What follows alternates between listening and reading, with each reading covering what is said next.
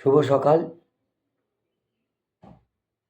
শ্রী শ্রী বাবা ঠাকুরের চরণে সহস্র প্রণাম।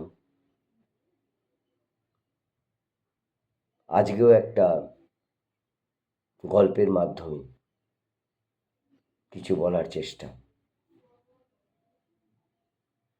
এক ধার্মিক রাজা ছিলেন।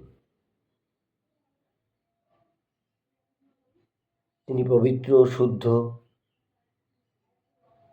বহুবার তিনি ঈশ্বর দর্শন করেছেন। এতটাই শুদ্ধ, সাত্ত্বিক, ধার্মিক। তা সে সবাই যখন তিনি সভায় বলতেন রাজ্যে যে আমি অনেকবার ঈশ্বর দর্শন হয়েছে আমার, এই হয়েছে, তখন সবাই বলতো রাজামশাই আপনি যে বলছেন আপনি প্রমাণ দিতে পারবেন? বলছে কোনো ব্যাপার না, আমি দেখেছি, সবাইকেই দেখাতে পারবো। বলে তাহলে আপনি আমার একটা ডেট করছি, আপনি সেই দিনকে সেই ডেটে সেই আমরা সবাই আসবো, আপনি আমায় দেখান। তো বলছে দাঁড়াও, বিষ্ণুকে তো জিজ্ঞেস করতে হবে, বিষ্ণুর দর্শন আমি অনেকবার পেয়েছি, আমি জিজ্ঞেস করি কবে কীভাবে দেখা দেবেন উনি। তো যথারীতি বিষ্ণুকে উনি জিজ্ঞেস করেছেন, স্মরণ করেছে, উপস্থিত হয়েছেন উনি।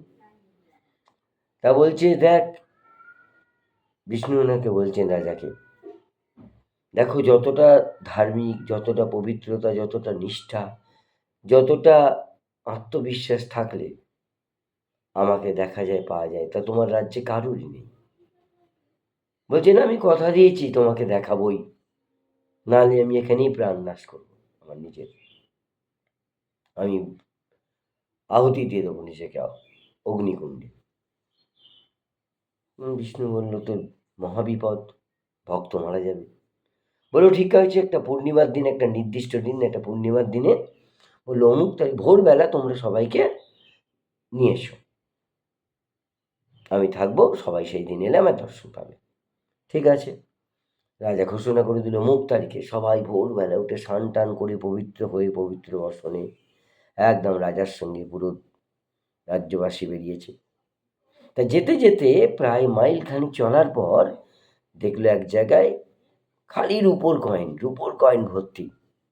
বললো রাজা তুমি যাও, কিছু লোক, আমরা আর যাব না, এত অর্থ যেখানে, এত অর্থ। সবাই তখন ওগুলোকে সংগ্রহ করতে শুরু করলো। 70% ওই রূপোর কয়েন নিয়ে ওই ওই ওইখানেই থেকে গেল।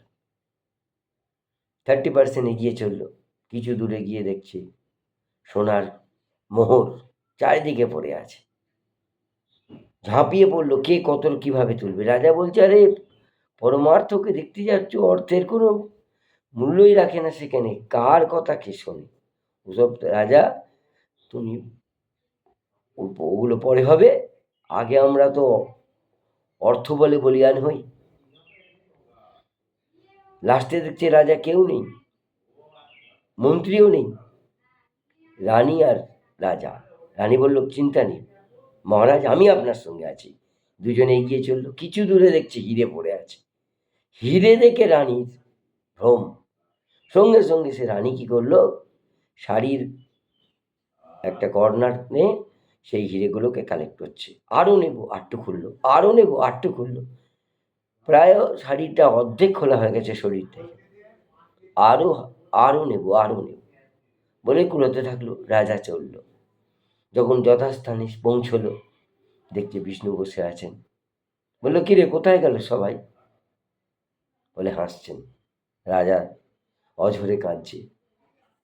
বলে প্রভু তোমার মাহাত্ম্য কেউ বুঝলো না। বলে যার অর্থ নেশা আছে, অর্থের প্রতি লালসা আছে, সে অর্থের প্রতি লালসা যতক্ষণ থাকবে সে পরমার্থকে তো জানবে না। সে জানে না পরমার্থই সংকুচিত রূপ অর্থ। বিষয় যে মোহিত থাকবে সে বিষ্ণুকে কি করে পাবে? বিষয় বোধ যতক্ষণ না ছাড়বে ততক্ষণ বিষয়ের পিছনে যে বিষ্ণুই আছে এই উপলব্ধি কার হবে?